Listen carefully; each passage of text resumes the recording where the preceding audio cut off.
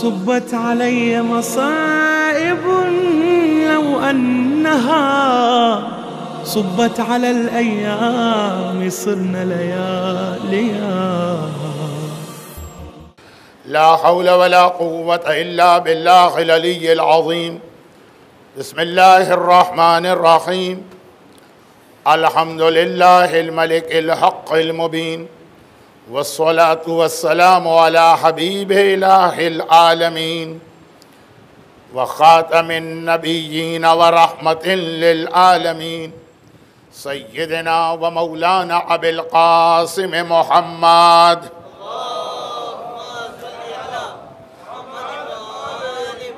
وآله الطيبين الطاهرين المعصومين المظلومين، سيما للإمام المنتظر والحجة الثاني عشر، اللهم عجل له الفرج ولعنة الله على أعدائهم أجمعين. أما بعد، فقد قال الله عز وجل في كتابه الكريم: بسم الله الرحمن الرحيم. ولو أنهم إذ ظلموا أنفسهم جاءوك فاستغفروا الله واستغفر لهم الرسول لوجدوا الله توابا رحيما.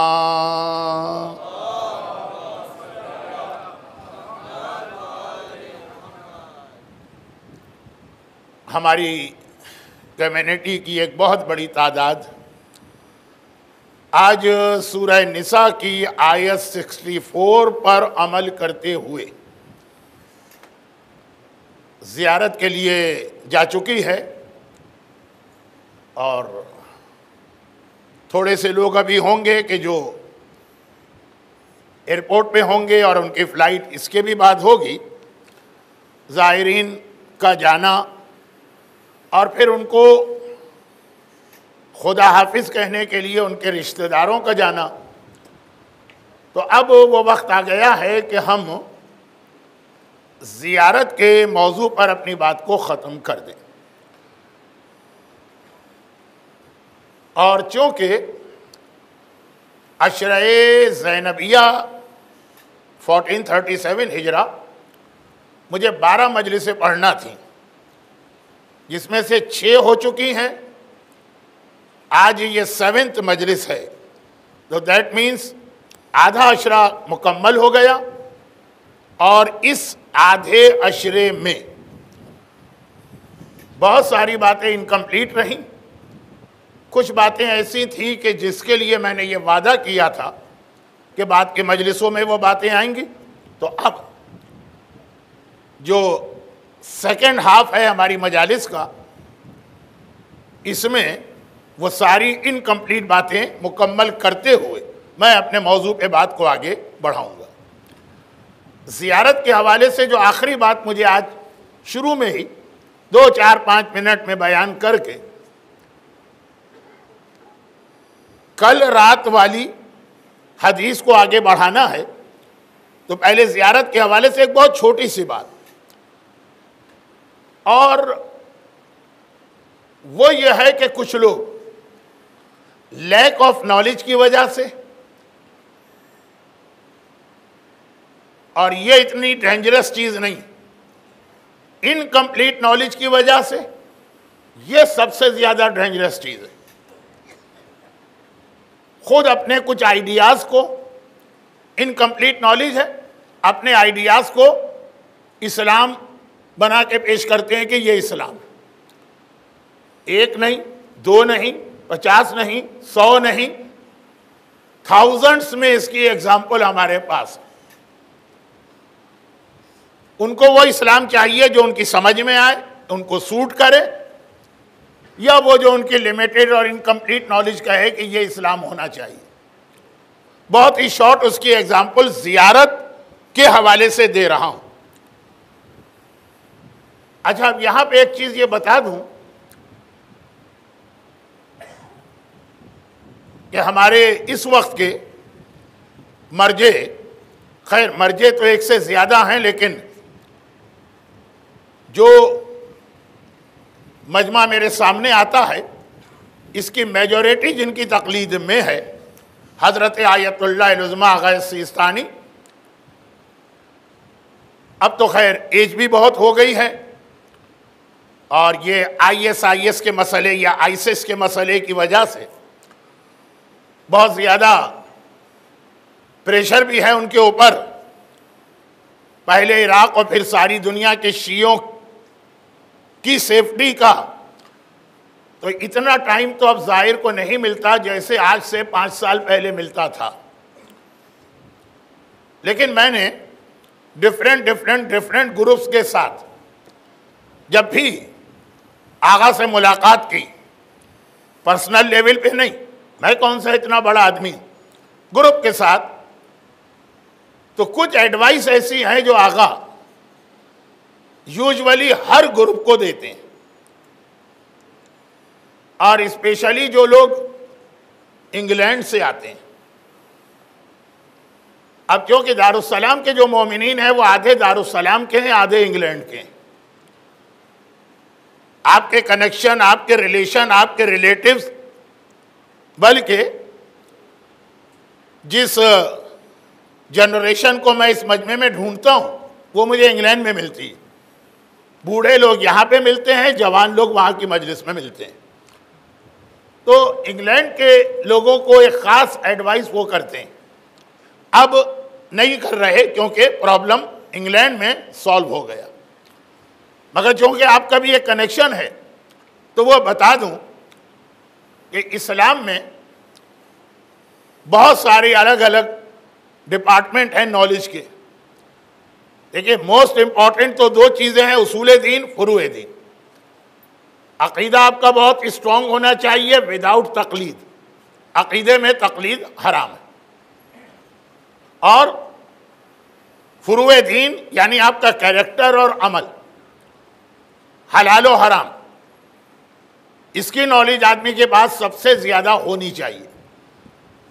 और जैसा कि मैंने पहले अर्ज़ किया था, शायद दूसरी मजलिस में, शायद चौथी में, शायद दोनों में, कि ये नॉलेज का मसला असल में इस पूरे अशरे ज़ैनबिया का मेन टॉपिक है। और एक जुमला आज वो कह दूं जो असल मौजू तो बाद में बनेगा, और वो ये है कि आप लोग 40 में सबसे ज़्यादा तैयारी कर रहे हैं ज़ियारत 40 की। जो लोग ज़ियारत पे गए वो तो वहाँ ज़ियारत पढ़ेंगे, एक तो ज़ियारत खुद करेंगे अपनी आंखों से, एक वो ज़ियारत 40 पढ़ेंगे, और जो वहाँ नहीं गए तो वो यहाँ पे ज़ियारत 40 पढ़ेंगे। ये जुमला जो मैं इस वक्त बहुत जल्दी पढ़ रहा हूँ, 40 के करीब की मजलिस में बहुत डिटेल से आएगा। तो उस ज़ियारत 40 में आप इमाम हुसैन का पूरा मिशन, उसका खुलासा बयान करते हैं, उसको समराइज करते हैं सिर्फ एक जुमले में, यस्तनक़ज़ा इबादका मिनल जिहाला। ये आप ज़ियारत 40 में जब आका हुसैन को सलाम करते हैं ना, तो ये हुसैन का मिशन है जो आप बयान करते हैं। आए अल्लाह, मैं गवाही देता हूं, आई बेयर विटनेस, कि हुसैन ने तेरे बंदों को जिहालत से निकाला, इग्नोरेंस। पूरा करबला का जिहाद, करबला का पूरा जिहाद, सारा करबला, कूफा और शाम का गम का बयान, अहले बैत के सारे मसाइब, यजीद के सारे मजालिम, एक जुमला, ले यस्तनक़ज़ा इबादका मिनल जिहाल। तेरे बंदे, खाली अब मुसलमान की बात नहीं है, तेरे बंदों को जिहालत से निकाला जाए। जैसा कि मैंने कहा कि 40 के करीब की जो 2 मजलिसें हैं वहाँ ये चीज़ डिटेल से आएगी, मगर ये ऐसा सेंटेंस है कि अशरे ज़ैनबिया की हर मजलिस में रिपीट होना चाहिए। तो अब हुसैन का मिशन, लैक ऑफ नॉलेज ख़त्म करो, इनकम्प्लीट नॉलेज ख़त्म करो, और इंसान को नॉलेज दो। ये करबला का मकसद तो उसमें हलाल और हराम की नॉलेज जो फुरूए दीन है, ये बहुत इंपॉर्टेंट 2 चीज़ें, उसूल दीन अक़ीदा, फुरूए दीन अमल और कैरेक्टर। मगर इसके अलावा भी इस्लाम में नॉलेज के कई और डिपार्टमेंट हैं, तफसीर है, हदीस है, हिस्ट्री है, अखलाकियात है, लेकिन उनमें एक ऐसा इल्म है जो बहुत इंपॉर्टेंट भी है और बहुत डेंजरस भी है।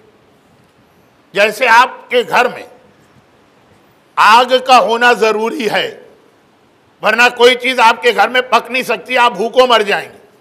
बल्कि यह कहा जाता कि इंसान की सिविलाइजेशन शुरू हुई जब उसने आग जलाना सीख लिया। जरा डिफिकल्ट उर्दू हो गई। वहां से इंसान तरक्की के रास्ते में शुरू हुआ। मगर आप अपने छोटे बच्चे को आग से नहीं खेलने देंगे, चाहे आपके घर में उसकी कितनी ही जरूरत क्यों ना हो। डेंजरस है उसके लिए, ऑल्दो बहुत ज्यादा यूजफुल है हमारे लिए।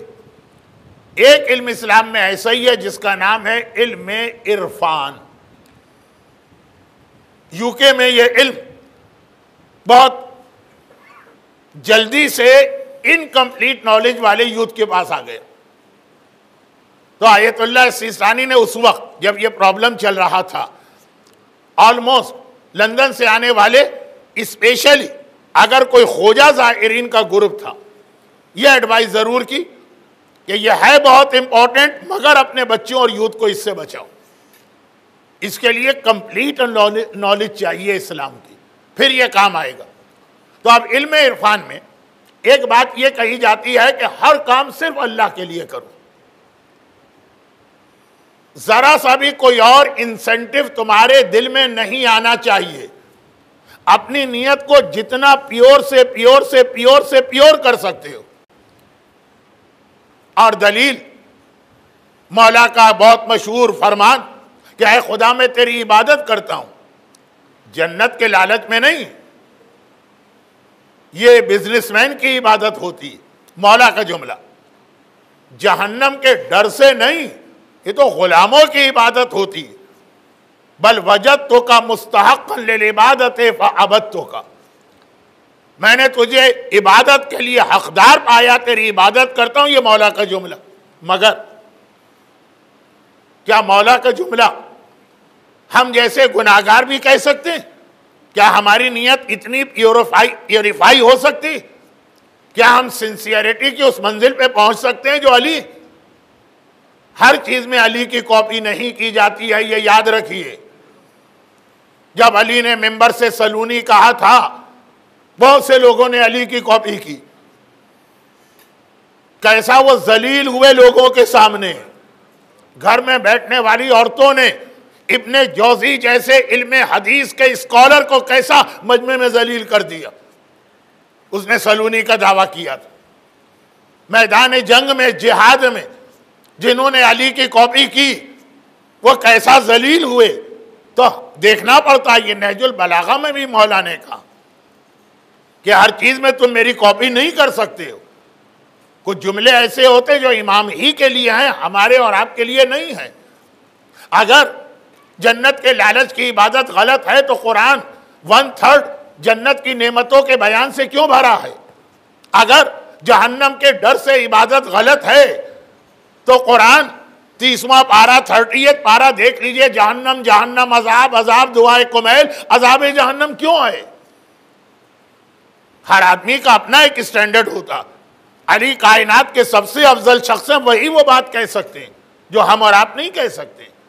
अगर हम कहेंगे तो ये हमारा लैक ऑफ नॉलेज होगा। तो इल्म इरफान में मौला के इस जुमले को बहुत इस्तेमाल किया जाता। हम नमाज भी पढ़ते हैं तो नीयत प्योर होनी चाहिए। खबरदार जन्नत का ख्याल दिल में ना आए। खबरदार जहन्नम के डर से नमाज ना पढ़ो। मौला चौथा इमाम कहता कि मैं जब घर में आग लगी थी और चौथे इमाम की नमाज कंटिन्यू थी, मौला ये नमाज आपने आग में पढ़ी? कहा जहन्नम की आग के डर ने दुनिया की आग मेरे दिल से निकाल दी। ये भी इमाम का जुमला। दुआए अबू हमजा सोमाली में चौथा इमाम रोते हुए कह रहा है, ले अब की ले खुरूज रूही, अब की ले ज़ीक़ लाहदी, अब कीले सुवाल मुनकिरिन व नकीरिन फी कब्री, अब कीले खुरूज मिन कब्री हामिलन सिकली अला ज़हरी, इलाही आमिलनी बे फजले का वला तो आमिलनी बे अदली।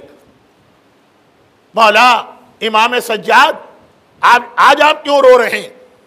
कहा कि उस वक्त को याद करके रो रहा हूं जब मलकुल मौत मेरी रूह निकालेगा, जब फिशार कब्र का अजाब आएगा, जब मुनकिर व नकीर आके सवाल करेंगे, जब कयामत के दिन में अपनी कब्र से निकलूंगा, जिंदगी भर के अमाल को खुद उठा के ले जाना। वो अली ही कह सकते हैं, कोई और नहीं कह सकता कि मैं तेरी इबादत सिर्फ तेरी वजह से करता हूं, न जन्नत न जहन्नम। हमें जन्नत भी चाहिए, हमें जहन्नम से भी बचना। हम अली जैसे नहीं हैं। तो ये इल्म इरफान में अली की बातों को आम आदमियों तक पहुंचाते हैं। जो बातें अली की आम आदमियों को कॉपी करना है वो तो कॉपी करते नहीं। झूठ बोला जा रहा है, माले हराम खाया जा रहा है, दूसरे का हक गस्ब किया जा रहा है, औरतें बेहिजाब घर से बाहर निकल रही हैं, नौजवान गाने बजाने में लगे हुए और कॉपी करने जा रहे हैं उस चीज में जो खास अली के लिए। तो वो कहते हैं कि नियत प्योर होनी चाहिए। कौन? गलत लोग। मौला का एक जुमला है ना उस जमाने के आईसिस के बारे में।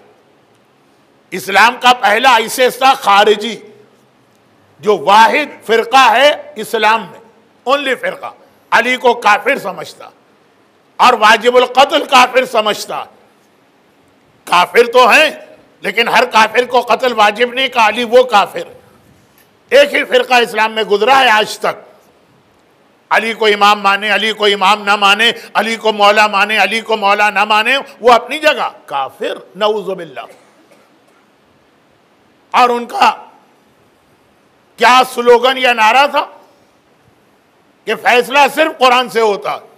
मौला ने कहा कलिमतु हक़्क़िन युरादु बिहल बातिल।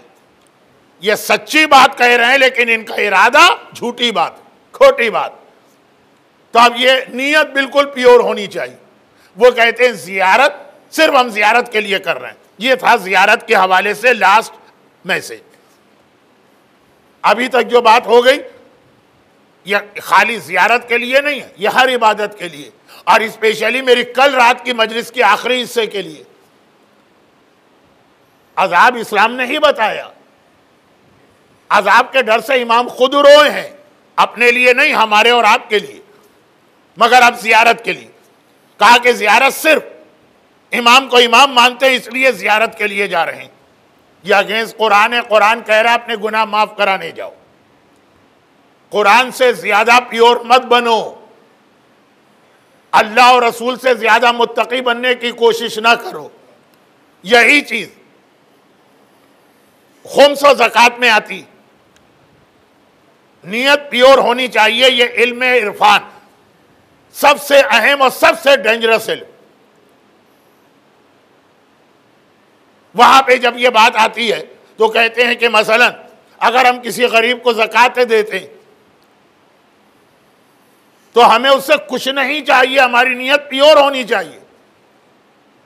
कुरान कहता है गलत। सूरह तौबा की आयत, खुद मिन अमवालिहिम सदका, अय हबीब इनके माल में से ज़कात लो। फिर ज़कात के दो फायदे बताए, इनका माल पाक होगा, इनका माल बढ़ेगा। वो छोड़े वह सल्ले अलैहि, और फिर इनके हक में दुआ करो। ऐसे इल्म इरफान में लोग हैं वो कहते हैं गरीब से दुआ भी मत मांगो, गरीब से रिक्वेस्ट नहीं करो, दुआ करो, नियत तुम्हारी प्योर नहीं रहेगी। कुरान ने कहा नॉनसेंस, ऐ हबीब इनसे ज़कात लो और इनके लिए दुआ करो। आज भी आप जब किसी मर्जे के ऑफिस में अपना खुम्स जमा कराते हैं तो रिसिप्ट के आखिर में लिखा होता है आपके लिए एक दुआ। यह कुरान का हुक्म है। तो यह हाफ नॉलेज बड़ी खतरनाक है जियारत में भी, क्योंकि आजकल बहुत लोग जा रहे हैं जियारत पर। तो आप आज बात खत्म हो गई जियारत की। आज तो जियारत की यह बात होगी कि जो जियारत पे नहीं जा सके इंशाअल्लाह आइंदा तो जाएंगे, लेकिन इस वक्त कैसे इमाम की जियारत करें थोड़ी सी बात आ जाएगी। मगर पहले ये बात मुकम्मल हो, नियत को प्योर करो जितना तुम्हारी कैपेसिटी है। अल्लाह उतना ही बोझ डालता। ये बच्चे से अगर हम कहें कि 1000 किलो का वजन उठा लो, ये इसके ऊपर जुल्म है। अगर ये कोशिश भी शुरू करे तो ये जुल्म है। अली जैसा बनने की कोशिश ना करो हर चीज में। खैर, तो जियारत हो, खुमुस हो, ज़कात हो, इन सब में इस्लाम ने कहा कि तुम नेकी करो, बदले में रिवार्ड और सवाब नहीं, उसके अलावा भी कुछ मांगो। जियारत वाले तौबा मांगे और खुम्स व ज़कात देने वाले गरीब से कहें हमारे हक में दुआ करो, वो दुआ बहुत जल्द कबूल होती है। बल्कि इमाम तो पहले थैंक यू कहते थे। अगर कोई गरीब इमाम की चैरिटी को ले लेता था, चौथा इमाम अशरा ज़ैनबिया, चौथा इमाम शहजादी ज़ैनब, शहजादी सकीना, मैं कल बता चुका हूं, थोड़ी थोड़ी बातें आई। हमारे यहां तो ये जुमला भी इंपॉर्टेंट है, आज ही की मजलिस में शायद आखिर में इसका जिक्र होगा। गरीब को उसका हक दे के भी ये समझते हैं उस पर एहसान कर रहे हैं। इमाम गरीब को कुछ दे रहे हैं, अगर गरीब ने कहा चले एक्सेप्टेड, मैंने ले लिया, इमाम उसका शुक्रिया अदा करते हैं। तूने इतना बड़ा काम बगैर किसी उजरत के कर दिया। मौला इसने क्या काम किया? हमने 1 मिलियन शिलिंग इसको दिए हैं, हमने एहसान किया है, इसने क्या काम किया? इमाम ने कहा कि मुझे ये 1 मिलियन शिलिंग इस दुनिया से आखिरत में ट्रांसफर करना थे। ये गरीब ने जब ये कबूल कर लिए, मेरी दौलत यहां से वहां ट्रांसफर की बगैर किसी उजरत के। आप जाइए बैंक के पास, आप जाइए वेस्टर्न यूनियन के पास, आप जाइए जो दूसरे तरीके हैं लीगल, वो अपना सर्विस चार्ज लेंगे या कमीशन लेंगे। और ये फकीर जब कहता है कि मैंने ज़कात ले ली, मैंने खुमुस कबूल कर लिया, मैंने चैरिटी ले ली, इसने मेरी दौलत यहां से वहां ट्रांसफर कर दी बगैर किसी सर्विस चार्ज के, इसका तो शुक्रिया अदा करना। हमारे यहां एहसान, वो जो कल रात की मजलिस का आखिरी सीन था, घुमंड, तकब्बुर, गुरूर, अल्लाह और रसूल का हक भी देते हैं तो ऐसा जैसे एहसान कर रहे हो किसी पर। यह इस्लाम नहीं। लेकिन उसका शुक्रिया अदा करके उससे यह भी कहो कि तुम्हारे लिए दुआ करे।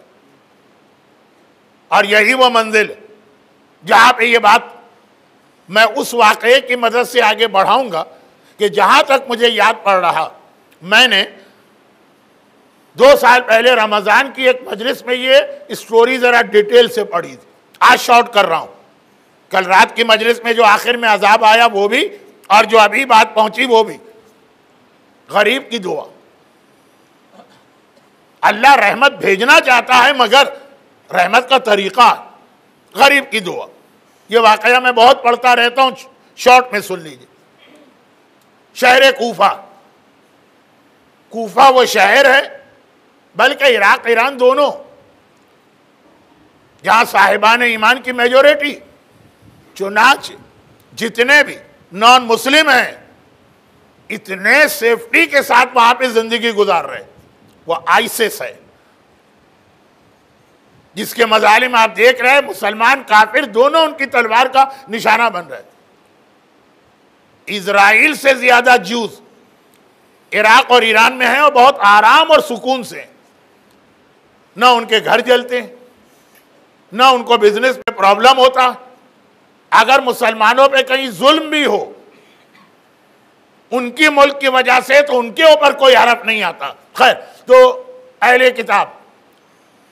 किताब में जूज आते हैं, क्रिश्चियन आते हैं और मजूसी आते हैं। मजूसी भी अहले किताब है, पाक मजूसी, आग की पूजा करने वाले, 2 खुदाओं को मानने वाले, मगर अमल में भी उनके यहां एक इतना गलत अमल, घिनौना, घिन वाला, वो महरम से शादी करने को जायज समझते हैं। माँ और बेटे की शादी हो सकती है, नो प्रॉब्लम। सगे भाई और सगी बहन की शादी हो सकती है, नो प्रॉब्लम। बहरहाल उनके यहाँ ये उनकी शरीयत में जायज है। जैसे हिंदू हम पर एतराज करते हैं, उनका तो एतराज गलत, हम उन पे एतराज करते हैं वो सही। हिंदू मजहब में फर्स्ट कजिन से शादी जायज नहीं। अमेरिका की मोर देन 20 स्टेट्स में कजिन की मैरिज अलाउड ही नहीं है, शादी कर भी लें तो कोर्ट उसको रजिस्टर नहीं करता, कहते हैं तुम मुसलमान। न सिर्फ ये कि कजन से शादी करते हो, बल्कि तुम्हारे यहां तो बहुत सी ऐसी कम्युनिटीज हैं जहां कुटुंब ही में शादी की जाती है और फिर बाद में बच्चों में डिसेबिलिटी और दीगर प्रॉब्लम। लेकिन नहीं, ये तो मैं कहीं और चला गया, ये तो डॉक्टर्स आपको बताएंगे, मैं तो कह रहा हूं मजूसी। तो ये जो उनके यहां भाई बहन की शादी होती तो आम मुसलमान मोमिनीन जरा सा उनको अवॉइड करते हैं। मैं बहुत जल्दी वाकया बता दूं इसलिए कि पहले पढ़ चुका हूं। अब कूफे के अंदर एक ऐसा इलाका है जहां मुसलमान भी हैं, मेजॉरिटी तो अपने मोमिनीन, कुछ मजूसी भी हैं, लेकिन ज्यादा कांटेक्ट नहीं है इनके दरमियान। और जो सबसे ज्यादा पैसे वाला है, मजूसियों के पास पैसा बहुत होता, तो जो सबसे ज्यादा पैसे वाला, लास्ट वीक उसने अपने बेटे की शादी की थी। एक मुसलमान को भी ना उसने इनवाइट किया ना कोई गया, क्योंकि उसने अपने बेटे की शादी अपनी बेटी से की थी। बारात कहीं से गई नहीं, कहीं आई नहीं, एक ही घर में दोनों रहते हैं, भाई बहन, शादी हो गई। आज का वेस्टर्न इन्फ्लुएंस ऐसा है कि अयाज़न बिल्लाह अब मुसलमानों में भी कुछ ऐसे वाकयात सुनने में आ रहे हैं। मिंबर से पढ़ते हुए मुझे शर्म आती, गुनाहे कबीरा के कबीरा गुनाहों। खैर, एक मोमिन अपने घर में सो रहा है, वहीं पे रात को उसने ख्वाब देखा, सपना, ड्रीम। रसूलुल्लाह आए और जाके कहा कि वो जो मजूसी है ना, उससे कह देना कि दुआ कबूल हो गई और वो जन्नत में जाएगा। और इसकी आंख खुल गई। शिया 12 इमाम में इस्नाद शरीफ। अब इसकी समझ में नहीं आया कि ये क्या मैसेज रसूल ने दिया। एक तो वैसे ही वो नॉन मुस्लिम, और फिर अभी लास्ट वीक उसने अपने बेटे और बेटी की आपस में शादी की, और रसूल आकर कहें कि वो जन्नत में जाएगा। समझ में नहीं आ रही है बात। कहा कि मैं भी मैसेज को समझने में मुझसे गलती हुई, तो गलत मैसेज नहीं गया वो। अगली रात, नेक्स्ट नाइट, फिर वही सपना, फिर आंख खुल गई। मैं एक मजूसी से, काफिर से कैसे कहूं कि तुझे जन्नत मिल जाएगी? और ऐसा कि जिस अभी जो मजलिस की शुरू की बात थी ना, अकीदा भी गलत, अमल भी गलत। आंख खुल गई। तीसरी रात को फिर रसूलुल्लाह आ गए, वही सेम मैसेज। आखिर चौथी रात को जब रसूल आए और कहा कि मेरा मैसेज पहुंचा दो, तो खाली ये नहीं कहा, बहुत गुस्से और जलाल में थे। कहा कि ऐ शख्स मेरा कलमा पढ़ता, मुझसे मोहब्बत करता, 4 रातों से एक मैसेज दे रहा हूं और इतना सा काम मेरा नहीं कर रहा। घर से निकल के नेक्स्ट डोर जाना और जाकर उसको ये मैसेज, एक लाइन का मैसेज देना। प्रॉब्लम ये नहीं है, प्रॉब्लम यह है कि मैसेज इसकी समझ में नहीं आ रहा। लेकिन अब जो इसकी आंख खुल गई, सपना खत्म, तो पैगंबर को इतने जलाल में देखा कि अब डर गया कि पैगंबर इतने जलाल में है, वो मजूसी जन्नत में जाए ना जाए, मैं जरूर जहन्नम में जाऊंगा। मैंने रसूलुल्लाह को नाराज कर दिया, अब तो जाना पड़ेगा। नेक्स्ट मॉर्निंग वो वहां गया, दरवाजे पे नॉक किया। गुलाम ने देखा कि एक शिया इस्नाशरी घर के दरवाजे पे आया है, जो आज तक इन लोगों का, खाली इसका नहीं, पूरे शियों का कोई कांटेक्ट, इंटरेक्शन होता ही नहीं था। ये कैसे आ गया? आका से कहा, उसने कहा बुला के लाओ। ये घर में गया, drawing room, living room, sitting room, वहां जाके बैठा। अब कैसे कहे भाई, अगर कोई मेरे पास आए और आकर कहे मौलाना मुबारक हो, कल रात को मैंने ख्वाब देखा, यजीद ने आकर कहा है कि उसने मेरी बख्शिश करा दी। मैं कहूँगा जहन्नम में जाए यजीद और जहन्नम में जाए उसकी बख्शिश। पहले वो खुद तो अपनी बख्शिश करा ले, फिर हमारे पास आए। हम तो यही कहेंगे ना, कहना भी चाहिए। तो अब ये मुसलमान सोच रहा है कि अगर मजूसी से मैंने इतना कह दिया कि मेरे रसूल ने तुझे जन्नत दिलवा दी है, वो कितना मजाक उड़ाएगा, रसूल की तौहीन होगी मेरी वजह से। मगर क्या करें, रसूल भी इतने स्ट्रिक्ट। आज तो बहुत गुस्से में थे, सर झुका के बड़ी मुश्किल से कहा कि एक सपना मैंने देखा, मेरे रसूल आए हैं और उन्होंने कहा है कि मैंने दुआ कबूल कर ली और तुझे जन्नत में जगह मिल गई। अब ये जुमला कहने के बाद वेट कर रहा कि वो मजूसी, एक तो पैसे वाले वैसे ही घुमंडी होते हैं, सबकी बात नहीं कर रहा, लेकिन एक है बहुत बड़े पैसे वालों का एक ये नेचर, चाहे वो अपने मोमिन क्यों ना हो, तो ये तो फिर भी काफिर है। तो एक तो वैसे ही घुमंडी, और फिर रसूल की बात आए जिसको वो नऊजुबिल्लाह झूठा रसूल कहता। मजूसी यही कहते हैं ना, झूठा रसूल। जैसे शश इमामी फिरकों में से कुछ सातवें इमाम को झूठा इमाम नऊजुबिल्लाह कहते हैं। एक रीजन, एक हिस्ट्री है इसके पीछे उनके पास, फेक, झूठी, खोटी हिस्ट्री, लेकिन बहरहाल उनका अकीदा। तो अब ये कि मजूसी रसूल को झूठा रसूल कहें, तो अब ये एक्सपेक्टेशन है, इसको तवक्को है कि वो तो एक पहले कहा लगाएगा, फिर रसूल का मजाक उड़ाएगा, मगर ये सर झुका के बैठा है कि ये उसको देखना नहीं चाहता। मगर जैसे इसने कहा कि मेरे रसूल ने ये मैसेज दिया, कानों में आवाज आई, आंख तो नीचे, कानों में आवाज आई, अशहदु अल्ला इलाहा इल्लल्लाह व अशहदु अन्ना मुहम्मदर रसूलुल्लाह। ये क्या हुआ? एक नॉन बिलीवर, एक काफिर, एक मजूसी, एक दुश्मने रसूल ऐसा ख्वाब सुन के कलमा पढ़ रहा है। अब इसने सर उठाया, कहा ये क्या बात? जवाब दिया कि जिस रसूल ने एक ऐसा मैसेज दिया जो दुनिया में सिर्फ दो आदमियों को मालूम है, मुझे और एक 4 साल 5 साल की बच्ची को, और किसी को नहीं पता।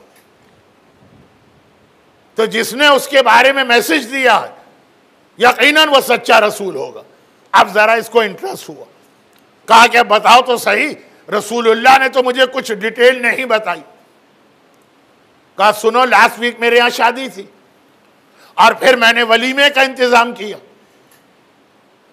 अब मुझे यहां का सिस्टम नहीं पता, पाकिस्तान के हिसाब से मैं कहूंगा कि आधा खर्चा तो इसका बच गया, बारात का खर्चा, कि जो दूल्हा जाता है दुल्हन के घर और फिर वहां पे सेरेमनी और फिर वापिस आते हैं, ये तो खत्म। दूल्हा भी इसी घर में, दुल्हन भी इसी घर में, एक कमरे से दूसरे कमरे में। तो वलीमे में दिल खोल के खर्च किया। और मजूसी पैसे वाले होते, पैसे वालों का अपना क्लब होता, वो पैसे वाला पैसे वाले ही को बुलाएगा। गरीबों को तो जैसा मैंने कल कहा, सलाम का जवाब भी नहीं। अच्छे भी हैं, खदीजा ताहिरा के सही औलाद भी है कि पैसा आने के बाद उनका दिमाग खराब नहीं होता है। वो मौला का जुमला याद रखते हैं कि है पैसे वाले, ये जो दौलत तेरे पास आई है, अल्लाह ने तुझे अमीन बनाया, इसमें गैरों का हिस्सा गरीबों को देना, उसको याद रहता है। लेकिन कितने हैं? मेजॉरिटी या चलें 50-50, दिमाग खराब। तो अब ये तो मजूसी बहुत पैसे वाला अपने जैसों को बुलाया, दिल खोल के खर्च किया। इस्लाम में 5 जगह पे वलीमा मुस्तहब है, 5 वलीमास। एक हज का वलीमा हर एक को मालूम है। फिर आप कहेंगे 4 शादियों के 4 वलीमे, नहीं नहीं नहीं, ये 4 शादियों वाली वलीमा कभी ना कीजिएगा, वरना बहुत जल्दी आपका जियारत और फातिहा वाला वलीमा हो रहा होगा कि लोग दुआ कर रहे होंगे अगर 4 शादियां कर ली। 4 वलीमे अलग हैं, जिनमें से 2 कल की मजलिस में आ गए थे। शादी का वलीमा, बच्चा पैदा हो तो वलीमा, नया मकान खरीदो तो वलीमा, और बच्चे ही की विलादत के बाद अकीक़े वगैरह के हवाले से एक वलीमा। डिटेल में नहीं जा रहा हूं, टाइम बहुत कम। तो अब शादी का वलीमा मुस्तहब है, बहुत ताकीद है।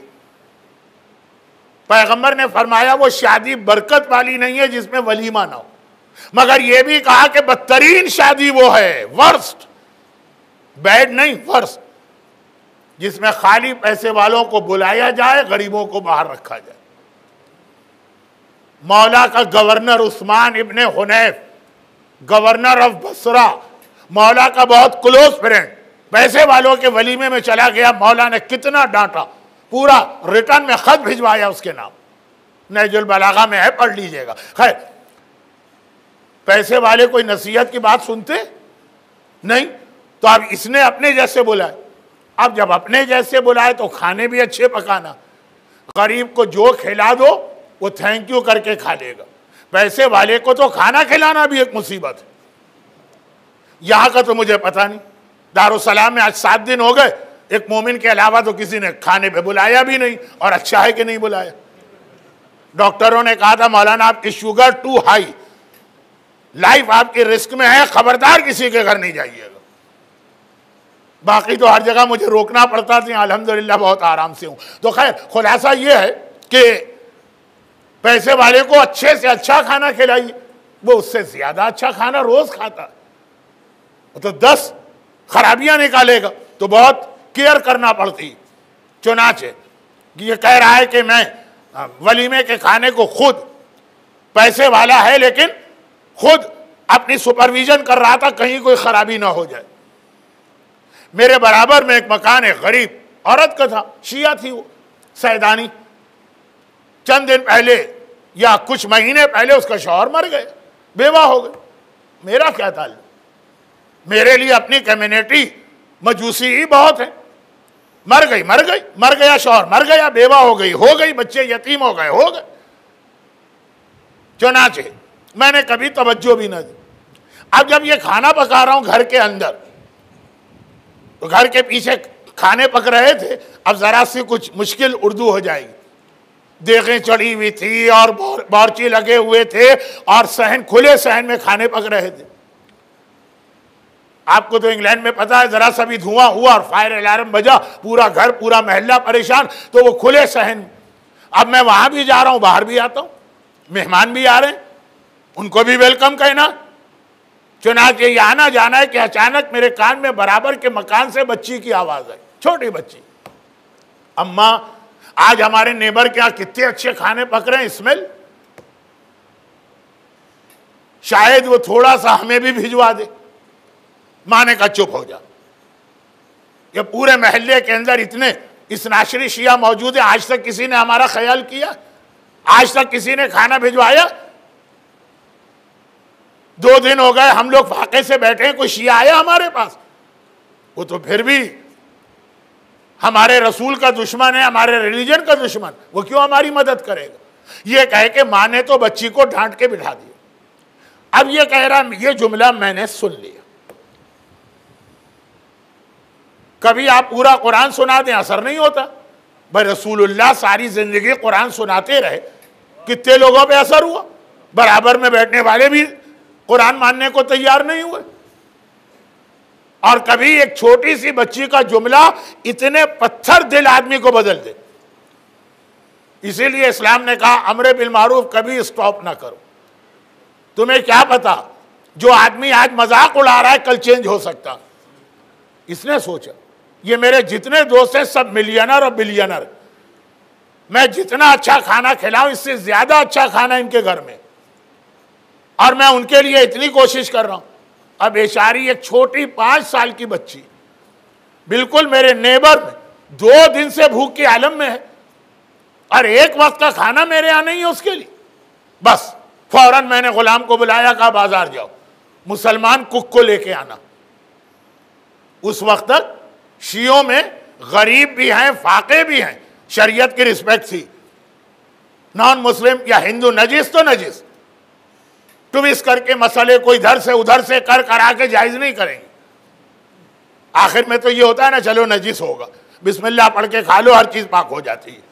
खैर, ये तो मेरा वादा है कि संडे को मजलिस में इसकी वजाहत होगी रहीमा की, बिस्मिल्लाहिर्रहमानिर्रहीम। खैर, तो आप कहा मालूम है सैदानी है तो फाका भी है, तो पाक खाना चाहिए, मुसलमान को लेके आओ, एक नहीं 4-5। और पैसा फेंक, तमाशा देख, पैसा आप खर्च करें, हर चीज मौजूद। आगे कहा जितने जल्द हो सके ये सारे खाने, ये जो मेन्यू में जितनी भी डिशेज हैं सब बनाओ, थोड़ी थोड़ी थोड़ी थोड़ी थोड़ी थोड़ी, 10 कुक हैं, 10 लग गया चनाचे। बहुत जल्दी खाना तैयार हो गया। कनीज को बुलाया, कहा मेरे साथ चलो। खुद घर से निकला, बराबर नॉक किया। पहले तो घरवाली बहुत परेशान, विडो, सैदानी विडो। आज तक तो कोई नहीं आया मेरे घर, ये कौन आज नॉक कर रहा है? पूछा कौन? मैंने कहा बहन मैं तुम्हारा पड़ोसी। ओहो, नॉन मुस्लिम आज मेरे दरवाजे पे आया, वाय? उसने पूछा वाय? हम तो खाली दाढ़ी के लिए पूछते हैं ना कि क्यों रखें दाढ़ी, वाय? हमारी औरत क्यों हिजाब करे, वाय? इसके लिए वाय नहीं है, वाय इसके लिए कि आप मेरे घर क्यों आए? कहा कि मैं कनीज भिजवा रहा हूं, बहन मुझे तेरे हिजाब और पर्दे का ख्याल है, जरा दरवाजा खोल दे। दरवाजा खोला, कनीज सारे खाने लेके गए। खाने की अपनी एक स्मेल होती है, क्या कहते हैं अंग्रेजी में, अरोमा, शायद एक बहुत अच्छा, अगर अच्छा खाना पक्का। घर में गया, अब उसने पूछा ये क्या है? मैंने कहा बहन मेरे यहाँ वलीमा हो रहा है, तुम मेरी नेबर हो, मैंने तुम्हें खाना भिजवाया।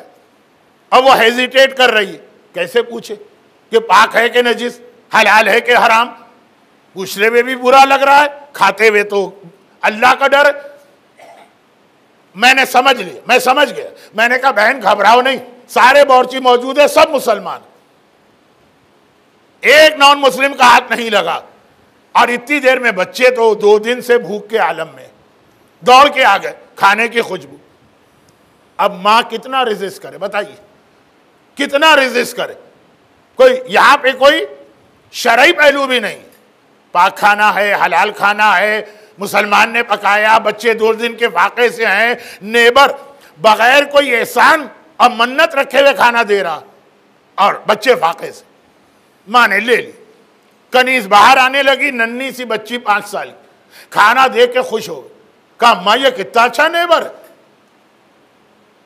आपने कहा था कि मुसलमान ख्याल नहीं करते तो नॉन मुस्लिम क्या ख्याल करे, ये तो बड़ा अच्छा नॉन मुस्लिम। मैं क़यामत के दिन अपने नाना रसूलुल्लाह से कहूंगी कि इसे जहन्नम में नहीं जलना चाहिए, इसे तो जन्नत में आना चाहिए। बच्ची ने कहा, ना माँ ने सुना, वो दूसरे बच्चों को खाना दे रही है, ना बहन भाइयों ने सुना, बच्ची ने कहा खाली मैंने सुना। और आज तू मैसेज लेके आया कि रसूलुल्लाह कह रहे हैं कि दुआ मैंने कबूल करवा दी और जन्नत दिलवा दी। जो घर के अंदर एक बच्ची की आवाज को सुन ले, उसके सच्चा रसूल होने में कोई शक नहीं है। मैं उसका कलमा पढ़ता हूं, लेकिन मैसेज ये है कि अगर बेनमाजी का अजाब कल मैंने पढ़ा, और बेहिजाब औरत का अजाब पढ़ा, और पैसे पे और दौलत पर और इबादत पर गुरूर करने वाले का अजाब पढ़ा, और अगर ड्रग्स इस्तेमाल करने वाले का अजाब पढ़ा, तो साथ में इस्लाम ने तरीका, सलूशन भी बताया। यतीम बच्चे की दुआ और यतीमा की दुआ। मगर मेरी मजलिस में 3 लफ्ज बहुत आते हैं, अगर, मगर, लेकिन, इफ्स एंड बट्स बहुत आते हैं। बल्कि अगर ये लफ्ज मैं ना कहूं तो लोगों को यकीन नहीं आता कि ये सादिक हसन पढ़ रहे हैं। आप हजरात ने तो मेरी मजलिसें बहुत कम सुनी है, लेकिन जिन्होंने सुनी, तो अभी अभी हज में मिना के मैदान में रात को मजलिस पढ़ रहा था, अंधेरा भी था, पता नहीं दुनिया के कौन से इलाके के मोमिन खड़े हो गए। हमारे ऑर्गेनाइजर ने पूछा आप कौन लोग हैं? मिना का माहौल, और फिर इस साल जो प्रॉब्लम हुए, और एक प्री प्लान मंसूबे के तहत जो हाजियों को शहीद किया गया, तो एक माहौल डर का था। पूछा आप कौन लोग?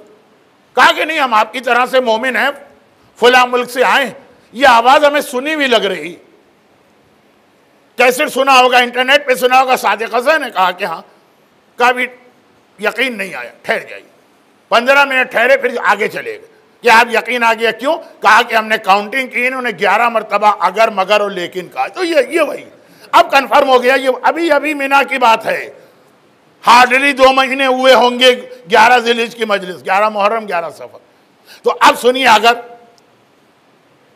वाकई आपने सुना अल्लाह रहमत दे रहा, अगर आप सही तरीके से ले, मगर इस्लाम को समझना है तो जो वर्ल्ड इस्लाम इस्तेमाल करे उसे भी समझे। का यतीम और मासूम फरमाते हैं जब यतीम की बात सुना करो, यानी यतीम का सवाब, यतीम की मदद का सवाब, यतीम पे जुल्म करने का अजाब। किसी ने कहा मौलाना आज वो हदीस कंप्लीट कर दीजिएगा, चले कंप्लीट कर देता हूं। अल्लाह के रसूल जिब्राइल से एक बार पूछा था, क्या है जिब्राइल, हम इंसान कभी खुश होते हैं, कभी रोते हैं, प्रॉब्लम्स आ जाए तो परेशान होते हैं, दौलत आ जाए, पैसा आ जाए तो खुश होते हैं, फरिश्ते भी कभी रोते हैं या हंसते हैं? जिब्राइल ने कहा कि हाँ या रसूल अल्लाह, 3 मौकों पे फरिश्ते बहुत हंसते हैं। उर्दू कहावत के मुताबिक पेट पकड़ पकड़ के फरिश्ते हंस रहे होते हैं और 3 मौकों पे फरिश्ते रो रहे होते हैं। तो हंसने की बात तो छोड़िए, आप हंस दिए काफी, अब फरिश्ते हंसे कि नहीं हंसे। रोने की बात का नंबर 1 जो अबू ज़र ग़िफ़ारी का इम्तिहान था, बाप और माँ यानी यंग कपल, शादी हुई, अब अल्लाह से बार बार दुआ कर रहे हैं खुदा बंदा बेटा दे दे ताकि जब हम बूढ़े हो जाएं वो हमारी खिदमत करे। वो जो पहली या दूसरी मजलिस में ज़माने के इमाम का वाक़या, उवैसे क़रनी का वाक़या, औलाद चाहिए जो बुढ़ापे में हमारा सहारा बने। बड़ी मन्नतों और मुरादों के बाद और दुआओं के बाद अल्लाह ने उनको औलाद दे दी। बेटा जवान हुआ तो वालिदैन बूढ़े हो गए, अब उन्हें ज़रूरत हुई कि बेटा उनकी मदद करे। सडनली बेटा मर गया। मौत तो अपने कंट्रोल में नहीं है ना। अब जो बूढ़े वालिदैन जिस बेटे को कितनी दुआएं करके अल्लाह से मांगा और कितनी एक्सपेक्टेशन उस बेटे से हैं, और बेटा भी माशाल्लाह बहुत नेक, अब वक्त आया वालिदैन का बुढ़ापे का, अब वो मदद करेगा और वो मर गया। उस वक्त जो माँ बिलक बिलक के रोती और उस वक्त जो बाप का कलेजा टुकड़े टुकड़े होता है गम की वजह से, वालिदैन की ये हालत देखकर फरिश्ते आसमान पे रो रहे होते हैं। आम बेटे के मरने पे तो अगर किसी का अकबर मारा जाए, अभी मैं मसाइब पे नहीं आया, सिर्फ याद दिला रहा हूं, अबू ज़र के साथ यही तो हुआ था। मोर देन 100 ईयर्स एज थी, जवान बेटा ज़र मर गया। का पहला मौका। दूसरा मौका, जब कोई शख्स इल्म दीन हासिल करने मुसाफिरत पे जाए और वहां मर जाए। इसको मैं डिटेल में नहीं ले रहा क्योंकि आपका इतना बड़ा प्रॉब्लम नहीं। और तीसरा मौका कि जब किसी यतीम पे जुल्म हो रहा, ऐसा यतीम कि जिसको कोई प्रोटेक्शन देने वाला या शेल्टर देने वाला नहीं, किसी ने उसका हक खा लिया, किसी ने उसे थप्पड़ मार दिया, किसी ने वो जुल्म किया जिसे हम जुल्म नहीं कहेंगे, जो दूसरी या तीसरी मजलिस में आया, अपने बच्चों के लिए भर भर के गिफ्ट और तोहफे लेके आ रहा, बराबर में यतीम रहता है जिसका बाप मर गया। वो देखता है कि ये बच्चा, यहां तक रिवायत आपने सुनी है ना, यतीम के सामने अपने बच्चे को भी किस ना करना। अपना बच्चा, बाप और मां को मोहब्बत प्यार आता का किस ना करना, किस करोगे, यतीम के दिल में ख्याल आएगा इसका बाप है, मेरा कोई बाप नहीं है। इतना सा दिल ना टूटे यतीम का। मौला जब खैबर से आए, सारा माल गनीमत रास्ते में यतीमों को दे के आ गए। वाकया बहुत लंबा है इसलिए नहीं पढ़ रहा हूं, और मशहूर भी। जब यतीम पे जुल्म होता, अब कितनी हदीसें आपने सुनी है, आपको मालूम है, मगर मासूम का ये लफ्ज सुनिए, नहनो अव्वलुल यतीम। जब यतीम की बात सुनोगे, यतीमों के सारे हक हैं, मगर याद रखना पहले यतीम हम हैं।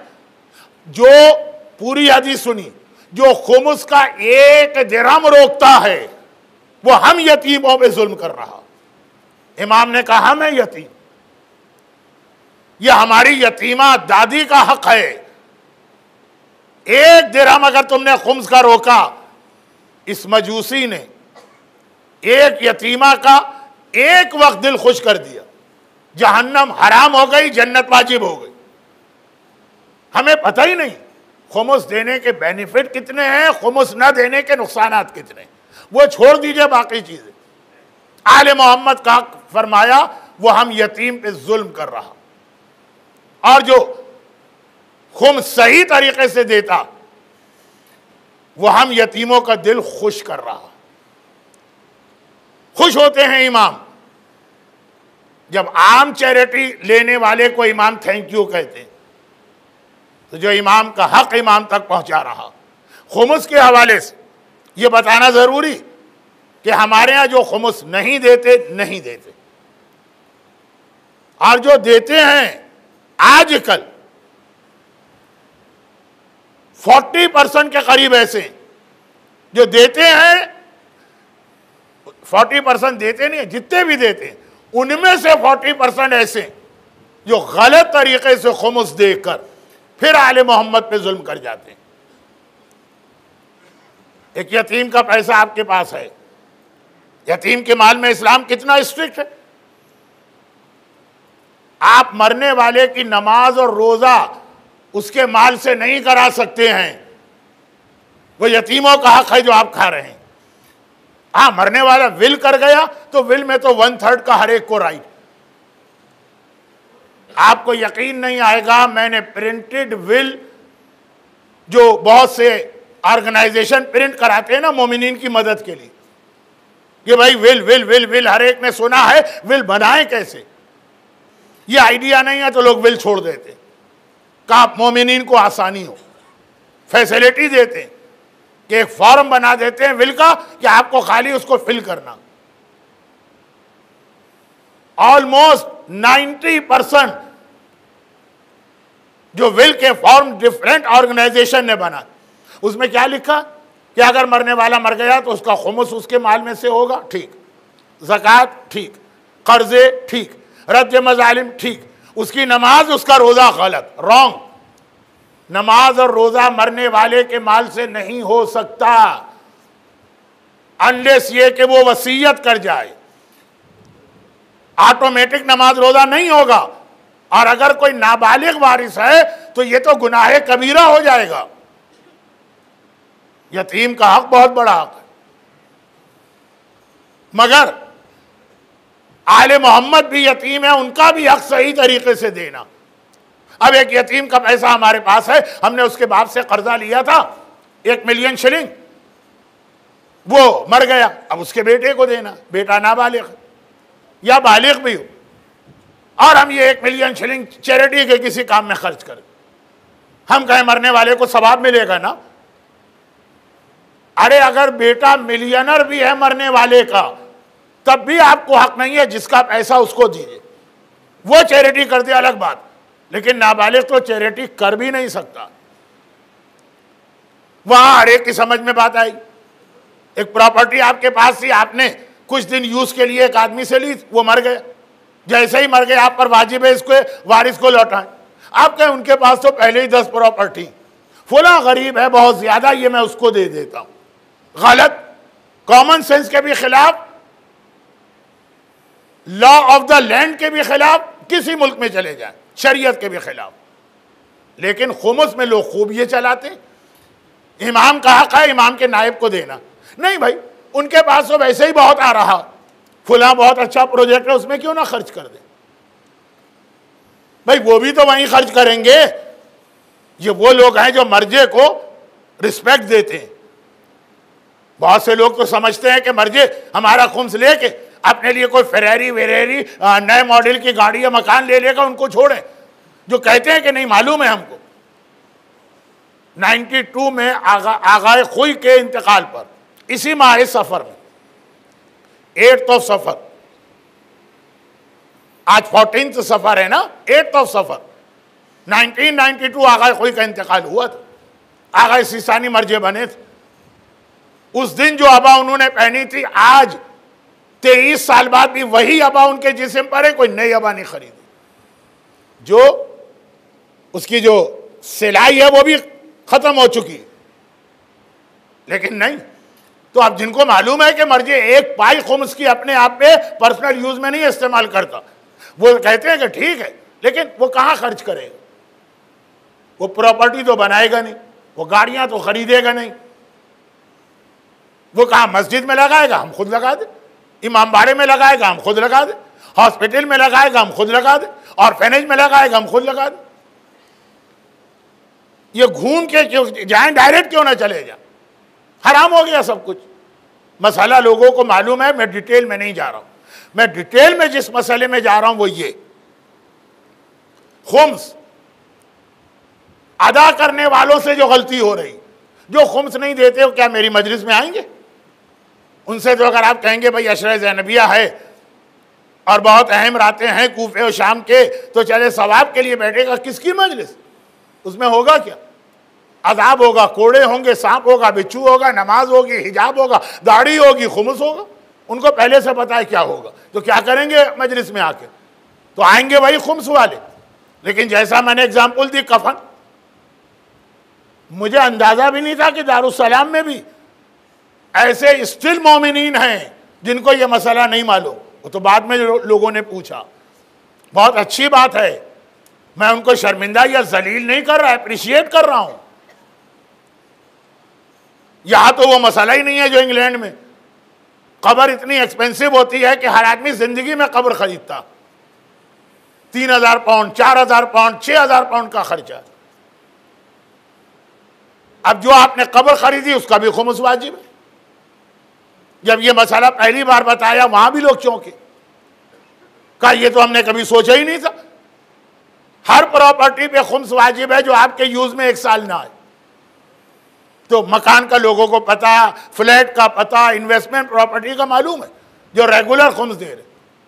जो डेट ऑफ खुम्स है, आपकी गाड़ी के टैंक में जितना पेट्रोल है उसका भी खुम्स वाजिब। स्टिल ऐसे लोग हैं जिन्हें नहीं मालूम। हत्ता बच्चों के स्कूल और कॉलेज की नोटबुक है, अगर आधी वो उसके पेजेस अभी ब्लैंक हैं तो उसका भी खुम्स वाजिब है।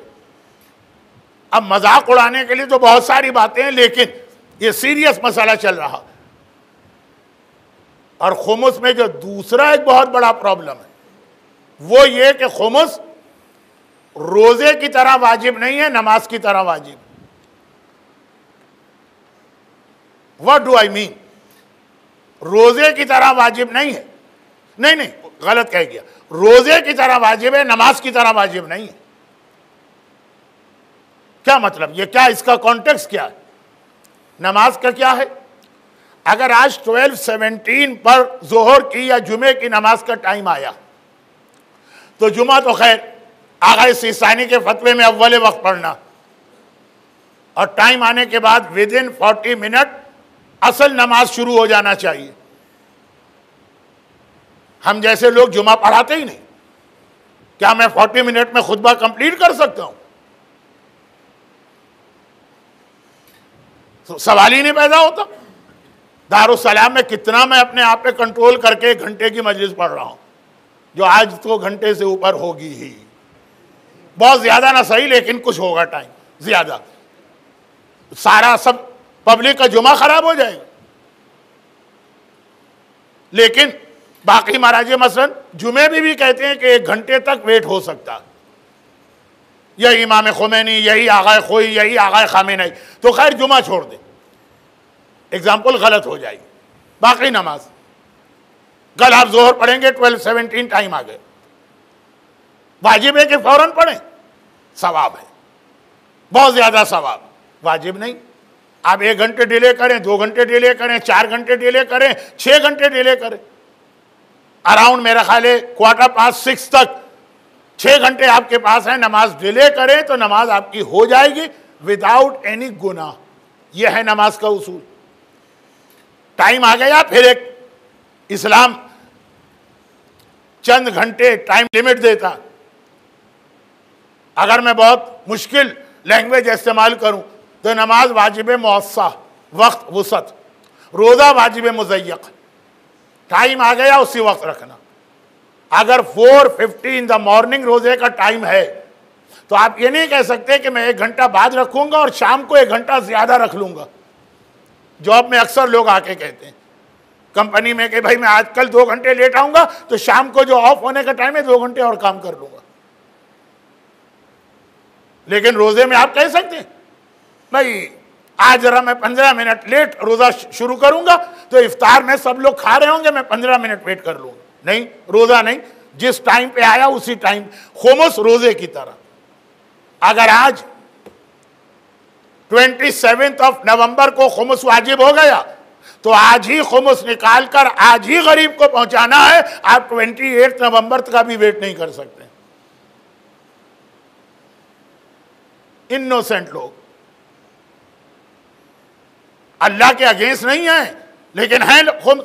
आज वो कैलकुलेशन कर लेंगे, सारे अकाउंट्स देख लेंगे खुमुस के, एक अमाउंट फिक्स कर लेंगे कि हाँ इस वक्त $200 इस साल खुमुस है। सारा अकाउंट सब कुछ। खुमुस देंगे कल, खुमुस देंगे नेक्स्ट वीक, खुमुस देंगे नेक्स्ट मंथ। सिर्फ मर्जे के हाथ में आपको खुमुस देना, इसलिए अगर आप वेट कर रहे हैं वो एक अलग बात है, बाकी नहीं। रोजे की तरह टाइम आ गया, उसी टाइम पे आपको खुमुस निकाल भी देना, पेमेंट भी करना। मैं तो दुबई में 40 साल से मजलिसें पढ़ रहा हूं, दारुसलाम में तो बहुत कम आया। मिलियन दिरहम लोगों के अकाउंट में खुमुस के रखे। कहानी मौलाना एवरी ईयर बिल्कुल सही कैलकुलेशन, और वो फिर खुमुस निकाल लिया, आहिस्ता आहिस्ता गरीब को दे रहे। किसने आपको ये रजा दी? मर्जे से परमिशन लाए तो दैट्स ऑल राइट, ओके। का मर्जे क्या भाई, खुमुस है हमको देना, 1 मिलियन दे रहा, मगर वो फला गरीब है हर मंथ हम उसको 1000 दिरहम देते हैं। ये इख्तियार खुमुस देने वाले को नहीं। बातें बहुत है, ये मसाइल का प्लेटफॉर्म को छोड़ी। और फिर दारुसलाम जहाँ शेख मुर्तज़ा अली दीना जैसा आलिम आपके पास, फिक़्ह का एक्सपर्ट। खाली मैं इशारा कर रहा हूं कि जो लोग ये समझ रहे हैं कि अल्हम्दुलिल्लाह हम कोई गुनाह नहीं कर रहे खुमुस के लिए, शैतान उनसे भी गुनाह करा रहा। लेकिन ये इनोसेंट लोग, सिंपल लोग, इनके इंटेंशन में खराबी नहीं, ये इमाम का हक नहीं मारना चाहते, इनको ये आइडिया ही नहीं है, इसलिए गलती हो रही। ये है ज़ियारत अरबईन का वो जुमला, ये जहालत, लैक ऑफ नॉलेज, ये एक बहुत बड़ा प्रॉब्लम बनता। और उसी का जहालत और लैक ऑफ नॉलेज का सबब है कि हम अज़ाब खुदा सुन के डर जाते हैं। जैसे कल की मजलिस थी, मुझे पता है कल कोई नहीं डरा। दारुसलाम के लोग कहते मौलाना इतना अजाब सुन लिया, अब हम डरते वरते नहीं। कराची के मोमिनीन को याद होगा, पाकिस्तान के कमांडो प्रेसिडेंट गुजरे, वो भी मुक्का हिला हिला के कहते थे मैं डरता वरता नहीं। कितना यह डेंजरस जुमला है कि हम डरते वरते नहीं हैं। जिनसे डरना चाहिए अल्लाह से, उससे नहीं डरते। जिससे नहीं डरना चाहिए हर वक्त डरते रहते। कोई अपनी बीवी से डरता है, कोई अपने शौहर से डरता है, कोई अपनी कम्युनिटी से डरता है, कोई हुकूमत के कवानीन से डरता है, कोई अपने बॉस से डरता है। दाढ़ी क्यों शेव कर दी, कहा जॉब नहीं मिल रहा, किससे डर रहे? हिजाब क्यों उतार दिया, कहा जॉब नहीं मिल रहा, किससे डर रहे? जिससे डरना है उससे नहीं डरते हैं, और जिससे नहीं डरना है वहां जगह जगह डरना पड़ता। कितना, जैसा मैंने कहा एक जुमला चेंज करने वाला, बेशर हाफी, बेशर नाम जरा अच्छा नहीं है क्योंकि नाम में लफ्ज शर शामिल है, लेकिन बहुत अजीम पर्सनालिटी। कल जो मजलिस हुई और आज जो थोड़ा सा आखिर में हिस्सा आ गया, उसके एतबार से ये आखिरी बातें कह के मजलिस खत्म कर रहा हूं। ऑल दो दुनिया भर में मोमिनीन को मालूम कि वीकेंड में 70 मिनट 75 मिनट हो जाते हैं, लेकिन दारुसलाम के लोग भूल गए होंगे और मैंने कल ऐलान नहीं किया, इसलिए आज मैं क्लाक और 5 मिनट 7 मिनट में मजलिस खत्म करता हूं। देखिए मैं गम के बयान को काउंट नहीं करता हूं टाइमिंग में, ये भी याद रखिएगा, उससे हट के बात कर रहा हूं। खुलासा ये, बेशक ये इमाम का नायब है शहर बगदाद में। बगदाद बहुत अहम शहर है, आज का नहीं, हारून रशीद के ज़माने का। अरबियन नाइट या अल्फ लैला वो हारून रशीद का टाइम पीरियड है, उसके अंदर इतनी दौलत थी बगदाद में कि आज पेरिस और लंदन और न्यूयॉर्क और टोक्यो और हांगकांग की क्या हैसियत है बगदाद के सामने। बहुत पैसा। वहां पे इमाम ने अपना नायब बनाया, इतने इंपॉर्टेंट शहर। मगर था कौन बिशर? नायब इमाम कैसे बना वो भी सुनिए। था कौन? बगदाद का सबसे बड़ा शराबी, बगदाद में सबसे ज्यादा हरामकारी करने वाला। नौजुबिल्लाह, ये तौहीन हो रही है बिशर की। बिशर ने खुद इजाजत दी। इसका बाप बगदाद का रईस तुज्जार था। पहले जमाने में एक पोस्ट होती थी सारे बिजनेसमैन का लीडर और सरदार। आज chamber of commerce and industry का प्रेसिडेंट, वो भी बहरहाल जरा इससे छोटा ओहदा। बहुत दौलत, और वह बाप मर गया। सिर्फ एक बेटा है बिशर, जवान है, और फैमिली भी बहुत छोटी। जवान आदमी हो, सर पे जो एक गार्जियन होना चाहिए, बाप मर जाए और घर बैठे इतनी दौलत हाथ आ जाए, दोनों हाथों से अगर लुटाए तब भी खत्म ना हो, तो नौजवान को बिगड़ने में देर नहीं लगती। आपके कितने नौजवान ऐसे होंगे जिनको आपने पढ़ने के लिए इंग्लैंड अमेरिका भिजवाया, सिर्फ बाप सामने नहीं है तो बिगड़ गए। वहां मैंने इतने अच्छे बच्चे भी देखे कि जो नजफ और कुम में नजर आते हैं, और बहुत खराब भी देखे। खैर, तो पैसा कोई बड़ा सर पे है नहीं।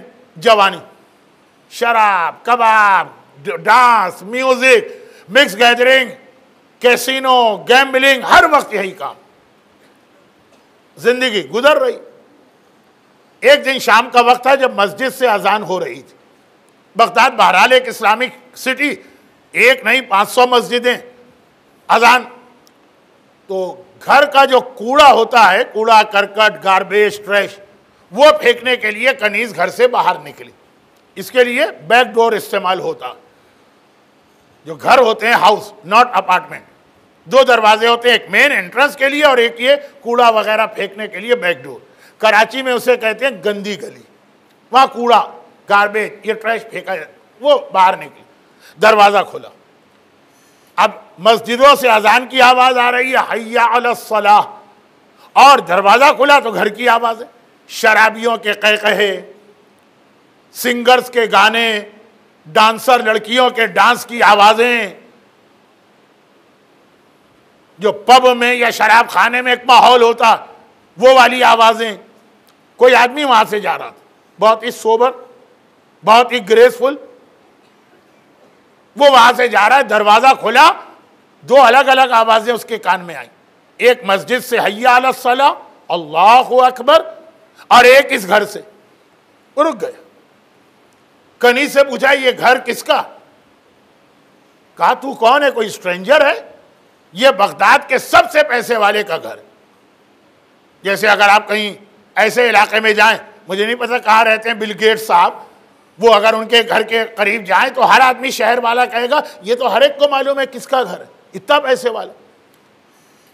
उसने अपनी 80% दौलत चैरिटी की, औलाद को नहीं मिलेगी, बहुत छोटा सा हिस्सा। ये इस्लाम का एक उसूल है जो कल या परसों आएगा, या शायद ना भी आए। लोगों ने कहा मौलाना आप वादे ना किया करें, पूरे भी नहीं होते हैं तो प्रॉब्लम होता है, चलें छोड़े।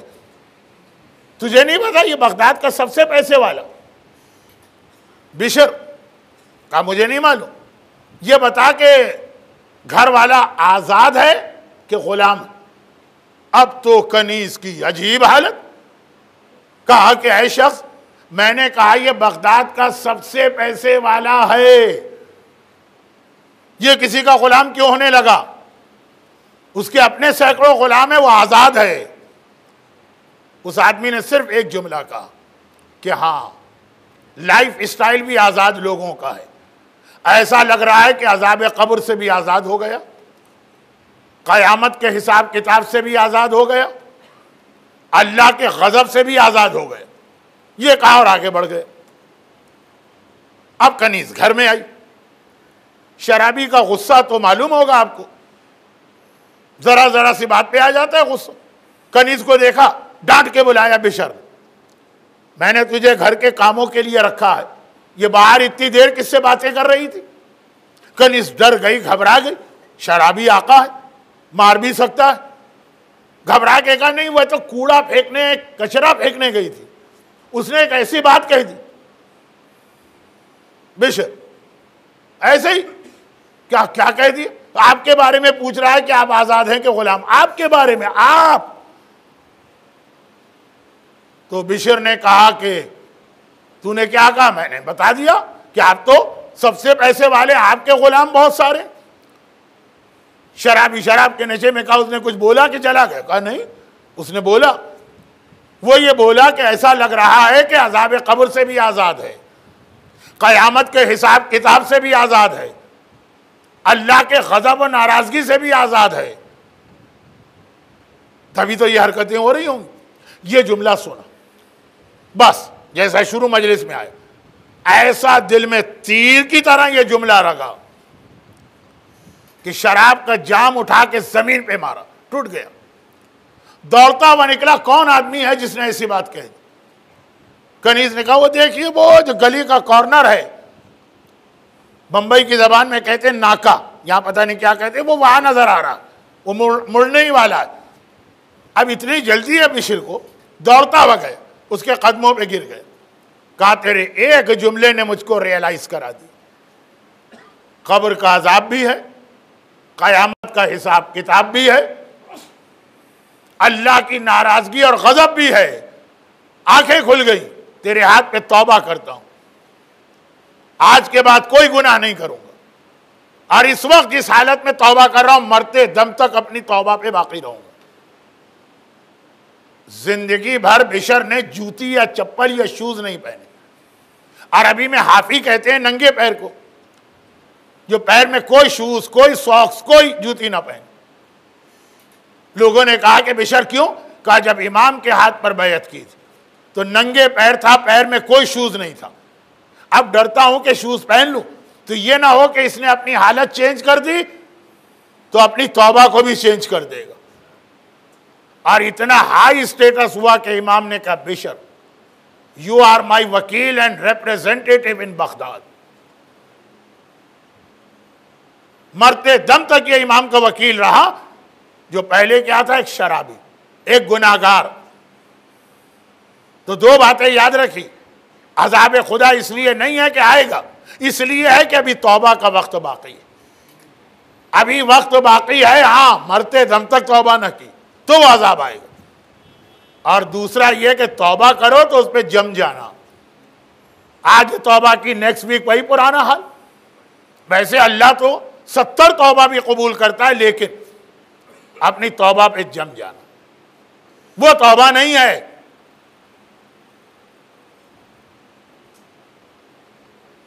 कि आपने सोडे की बोतल खोली, उसमें से एक झाग निकला, 1 घंटे के बाद खत्म, इमोशनल हो गए, आपने तौबा कर ली। 2 दिन के बाद किसी ने कहा क्या उल्लू बना गया फला आदमी तुम्हें मिंबर से? अरे वो अल्लाह माफ करने वाला है, उसकी रहमत बहुत बड़ी है, आओ वही बिजनेस कंटिन्यू करो। ये तौबा नहीं है, तौबा पे जम जाना।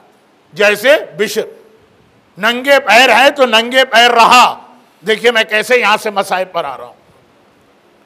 नंगे पैर रहा कि ऐसा ना हो कि अगर मैं जूती पहन लूं तो यह कहा जाए कि इसने तौबा की हालत को चेंज कर लिया। वरना तो करबला की तारीख में 2 मौके ऐसे आए। Karbala means part A Karbala, part B Sham. 2 ऐसे मौके आए कि जब यह कहा जा सकता कि यजीदियों ने तौबा कर ली, कहा जा सकता है, मगर क्या अपनी तौबा पे बाकी रहे? हां, हुर ने तौबा की, बाकी रहा। आज भी हम उनकी कब्र पे जाते हैं, बे अबी व उम्मी, आए हुर मेरे माँ बाप तुम पे कुर्बान, क्योंकि तौबा पे बाकी रहा। मगर यजीदियों की बात, एक जब करबला में हुसैन असगर को लेके आए थे, बाद वजूहात की बिना पर आज की मजलिस के आखिर में भी 2 जुमले अली असगर के आएंगे और मंडे को भी। लेकिन अभी बात हो रही है तौबा। पूरा लश्कर यजीद मुंह फेर के रोने लगा। इससे बड़ी तौबा क्या? असगर की मजलूमियत रुला रही है। हमारे यहां तो एक हदीस पढ़ी भी जाती, मन बका अलल हुसैन और अबका और तबाका वजबत लहुल जन्ना। जो हुसैन पे रोए, ये सब हुसैन पे रो रहे हैं, यानी अली असगर पर। मगर कितनी देर?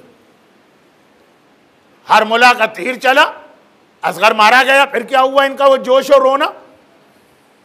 पलट के उमर सास से इतना भी ना पूछा कि ऐसे बच्चे को मार दिया। एक वो मख्त, दूसरा आज जुमे का दिन है तो मसाइब जुमे के दिन के पढ़ रहा हूं। अशरा ज़ैनबिया है तो मसाइब शाम के पढ़ रहा हूं। टाइम एंड प्लेस सीरिया के मसाइब, क्योंकि अशरा ज़ैनबिया सीरिया का नाम। जुमे का दिन है तो जुमे के मसाइब। सज्जाद का खुतबा आज के दिन सुन के पूरी मस्जिद रोने लगी थी। वहां करबला में उमर साद को डर लगा बगावत हो जाएगी, लश्कर मेरे अगेंस्ट होगा। यहां यजीद को डर लगा पूरी मस्जिद मेरे अगेंस्ट हो जाएगी, बगावत हो जाएगी। ऐसा रोए, ऐसा रोए। छोटा मोटा रोना होता तो यजीद नहीं डरता, इतना रो रहे थे। कितनी देर?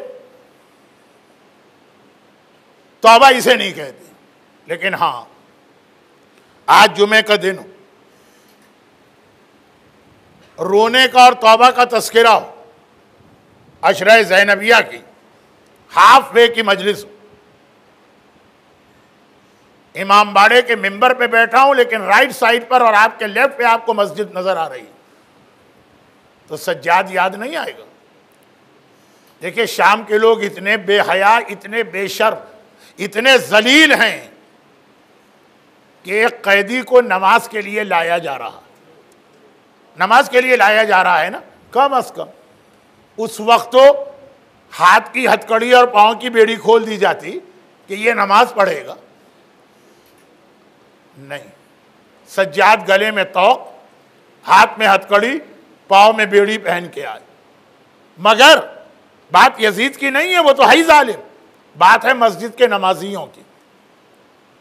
एक नमाजी ने भी प्रोटेस्ट किया कि है यजीद, कम से कम नमाज पढ़ने वाला है, इसके हाथ तो खोल दे। इतना ट्रस्ट है यजीद को अपनी कौम पर।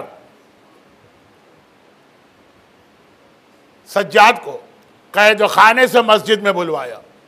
अल्लाह आईसिस और इस किस्म के दीगर सारे दहशत गर्दों को नीस्तो नाबूद करे और दोबारा आप शाम की जियारतों पे उसी तरह जाएं जैसे पहले जाते। वो कैद खाना भी आपको नजर आएगा आपके लेफ्ट पर, मस्जिद नजर आएगी आपके सामने।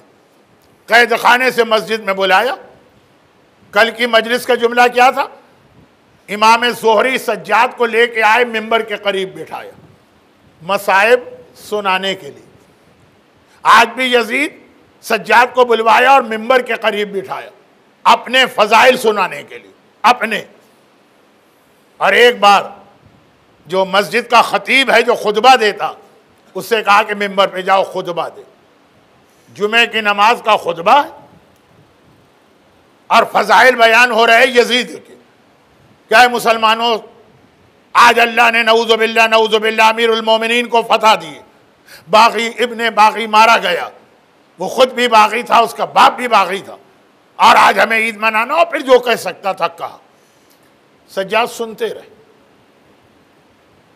देखिए, अमरे बिल मारूफ के लिए भी एक टाइम होता है। ये बहुत अहम चीज़ है जो हमारे यहाँ लोग भूल जाते हैं। सज्जाद बीच खुतबे में भी इंटरप्ट कर सकते हैं, सुनते रहे, मगर इग्नोर नहीं किया। जैसे ही खुतबा खत्म हुआ अपनी जगह से खड़े हो गए। आज जुमे का दिन, आप नमाज जुमा पढ़ के आए हैं ना, अपने जहन में शाम की नमाज जुमा लेकर आइए।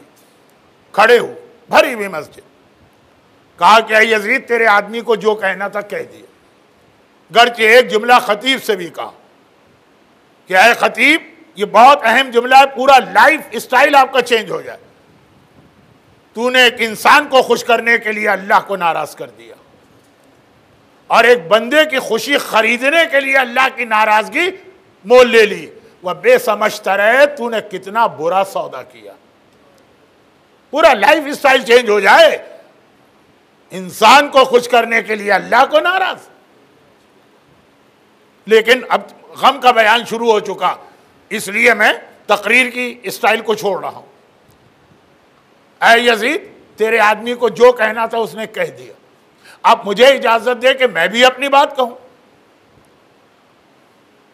इंतजार किया अमर बिल मारूफ के लिए, पहले खुतबा पूरा हो और फिर यजीद से परमिशन मांगी। क्या मस्जिद या मिंबर यजीद और उसके बाप का है कि उससे परमिशन ली जाए? ये यजीद से परमिशन क्यों मांगी जा रही है? ना मस्जिद यजीद की है ना मिंबर यजीद का। यह है मुर्दा डेड पब्लिक को उठाना, सोते हुए लोगों को जगाना। सज्जाद सारी मस्जिद के नमाजियों को इन्वॉल्व करना चाहते हैं अपने अमर बिल मारूफ। ये क्या लाइफ स्टाइल है कि आप सोते रहे, सुन लिया और चले गए? मुर्दा है वो कौम जो हक की खातिर आवाज बुलंद नहीं करती। सज्जाद मजमे को इन्वॉल्व करना चाह रहे थे, इसीलिए यजीद जरा सोचने लगा क्या जवाब दे। खुद मस्जिद के नमाजियों ने कहा कि हाँ हाँ यजीद, हमने वो बात सुनी, इसकी बात भी सुनेंगे। एक अजीब मंजर लगा, हाथ में हथकड़ी पाँव में बेड़ी और तकरीर करना चाहता, हम इसकी बात भी सुनेंगे। बस सज्जाद को इसी जुमले का इंतजार था, यजीद की परमिशन का नहीं। इसलिए अब यजीद की तरफ देखा भी नहीं, सीधा मेंबर पे गए, खुतबा शुरू कर दिया। मजमे को बेदार करना होता है, जगाना पड़ता है, जिंदा करना होता है, इन्वॉल्व करना होता है हक के मसले पे। सारा मजमा अटेंटिव है। अब इस सज्जाद ने खुतबा दिया, दुनिया की तारीख के अहम तरीन और बहुत ही इफेक्टिव खुतबात में से। मन अर्रफनी फकद अर्रफनी, जो मुझे जानता है वो जानता है, जो नहीं जानता मैं अपना इंट्रोडक्शन करा दूं। अन अब्न मोहम्मद मुस्तफ़ा, अन अब्न अली मुर्तज़ा, अन अब्न फातिमा ज़हरा, अन अब्न खदीजत अल-ग़ुर्रा। अरे मुझे पहचानो मैं कौन हूं? मैं तुम्हारे नबी मोहम्मद मुस्तफ़ा का बेटा हूं, मैं अली मुर्तज़ा का फर्जंद हूं, मैं तुम्हारे नबी की बेटी का बेटा हूं, मैं फातिमा ज़हरा का लख्त जिगर हूं, मैं खदीजा ताहिरा का दिलबंद हूं, मैं काबे का मालिक हूं, मैं मकाम इब्राहिम का वारिस हूं, मैं साहिब सफ़ा ओ मरवा ओ जमजम हूं। और फिर करबला, मैं उसका बेटा हूं जिसका सर पसे गर्दन से काटा गया, मैं उसका बेटा हूं जिसका लाशा बेगोर और कफन जलती रेती पे पड़ा रहा, मैं उसका बेटा हूं जिसकी मैयत खाके करबला में आलूदा अपने खून में रही, मैं उसका बेटा हूं जिसके घर की औरतों को कैदी बनाकर कभी बाजारों में ले जाया गया, कभी दरबारों में ले जाया गया। आप मुझ जैसे गुनाहगार और जाहिल से सुन रहे हैं, तो इसी तरह बैठे देख रहे हैं वो शामी फर्जंद ज़हरा इमाम मासूम साहिब आया तथहीर सज्जाद से सुन रहे हैं, कोहराम बपा हो गया। ऐसा गिरिया और मातम शाम की मस्जिद में हुआ कि दीवार के करीब बैठे लोग अपने सर दीवारों से टकराने लगे, सारी मस्जिद मजलिस बन गई। इतना मातम कि यजीद डर गया, घबरा गया, बगावत ना हो जाए। जल्दी से मौज़िन से कहा, मौज़िन अजान दे दे, इक़ता कलामहु, ताकि इसका कलाम कट जाए। मौज़िन अजान के लिए गया। सैयद सज्जाद ने अजान को भी तबलीग का जरिया बनाया। अल्लाहु अकबर दोहराया, अशहदु अल्ला इलाहा इल्लल्लाह, अशहदु अल्ला इलाहा इल्लल्लाह दोहराया। जैसे ही मुअज्जिन ने पहली दफा कहा अशहदु अन्ना मुहम्मदर रसूलुल्लाह, सारा मजमा सामने है, मिंबर से झुके, यजीद को देखा, अय यजीद, ये अजान में तेरे जद का नाम लिया जा रहा कि मेरे जद का नाम लिया जा रहा? सारी मस्जिद सुन रही है, जिसका नाम अजान में आता है ये उसका बेटा है, और बस मेरी मजलिस खत्म हो गई। आपको रोना आया हो कि ना आया हो, मेरा बयान मुकम्मल हो गया। आखिरी 2 जुमले बस बाकी हैं। एक जुमला अब आपसे और कह दूं, और एक जुमला आका सज्जाद से कहूंगा। एक जुमला आपसे कह दूं, आपने जिंदगी में सैकड़ों नहीं हजारों मजलिसें सुनी, और मैंने तो मजलिसें पढ़ी भी हैं। देखिए, जो मजलिस पढ़ने वाला है ना, उसे हाथ पैरों की आज़ादी चाहिए, कभी इशारे करना होते हैं। उसे गर्दन की आज़ादी चाहिए, कभी सर घुमाना पड़ता।